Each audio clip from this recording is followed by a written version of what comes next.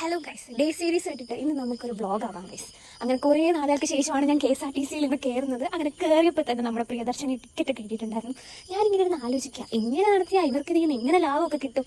ഇതായിരുന്നു എൻ്റെ ഒരു ചിന്ത. പോകുന്ന വഴിയിൽ റോഡിലൊരു മാമ വന്നിട്ടൊക്കെ നിങ്ങൾക്ക് സന്തോഷമൊക്കെ ആയില്ലേ, ഇപ്പോൾ ഫ്രീ ആയിട്ടൊക്കെ പോകാമല്ലോ എന്നൊക്കെ ചോദിക്കുന്നുണ്ട്. ഇത് കണ്ടിട്ട് ഞാൻ ഇങ്ങനെ വിളിച്ചെന്ന് ചിരിച്ചുകൊണ്ടിരിക്കുകയായിരുന്നു. അപ്പോൾ നമ്മുടെ വിഷയത്തിൽ തന്നെ മാറി ഗൈസ്. ഇന്ന് നമ്മൾ വന്നിരിക്കുന്നത് നമ്മുടെ പ്രിയപ്പെട്ട സീനിയേഴ്സ് അവർ പോവുകയാണ്. അപ്പോൾ അവർക്കൊരു ഫെയർവെൽ കൊടുക്കാൻ വേണ്ടിയിട്ടാണ്.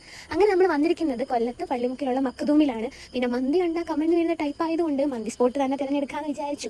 അങ്ങനെ നമ്മൾ ചൂസ് ചെയ്തത് മഖദൂമായിരുന്നു. എനിക്ക് തോന്നുന്നു പള്ളിമുക്കിൽ അല്ലെ കൊല്ലഗിരിയിൽ വെച്ചിട്ട് ഞാൻ കഴിച്ചതിൽ എനിക്ക് ഏറ്റവും ഇഷ്ടപ്പെട്ടത് മഖദൂമിലെ മന്തി തന്നെയായിരുന്നു. ഇത് കേട്ടിട്ട് നീ വേറെ മന്തി കഴിച്ചിട്ടില്ലയോ എന്ന് ചോദിച്ച് പൊങ്കാല ഇടാൻ വരണ്ട, കഴിച്ചിട്ടൊക്കെ ഉണ്ട്, പക്ഷെ ഇഷ്ടപ്പെട്ടത് ഇതായതുകൊണ്ട് പറഞ്ഞെന്ന് മാത്രം. ഓർഡർ ചെയ്ത മന്തിയൊക്കെ വന്ന് നമ്മൾ കഴിച്ചു തുടങ്ങിയിട്ടുണ്ടെങ്കിലും ഞങ്ങളുടെ വാജപടിക്ക് ഒരു റെസ്റ്റ് ഉണ്ടായിരുന്നില്ല. ഞങ്ങൾ അങ്ങോട്ടും ഇങ്ങോട്ടും ട്രോളലായിരുന്നു മെയിൻ എന്ന് പറയുന്നത്. ഇതിന്റെ മെയിൻ ട്രോളൽ വിഷയം എൻ്റെ വ്ളോഗിനാണ്. ഇതിനിടയ്ക്ക് നദിയായിട്ട് ചോദിക്കുന്നുണ്ട് നിന്റെ അടുത്ത വ്ളോഗിൽ ഞാൻ വന്നു നിൽക്കുന്ന വീഡിയോസ് ഒക്കെ വരുമോന്ന്. അങ്ങനെ ഇതിനിടയ്ക്ക് എന്നെ ഏറ്റവും കൂടുതൽ ട്രോളി ഒരു വ്യക്തിയാണ് സ്പെക്സ് ഫ്രണ്ടിൽ നിൽക്കുന്നത്. പേരും കൂടെ മെൻഷൻ ചെയ്യാം ഗൈസ്, അസീസുക്ക.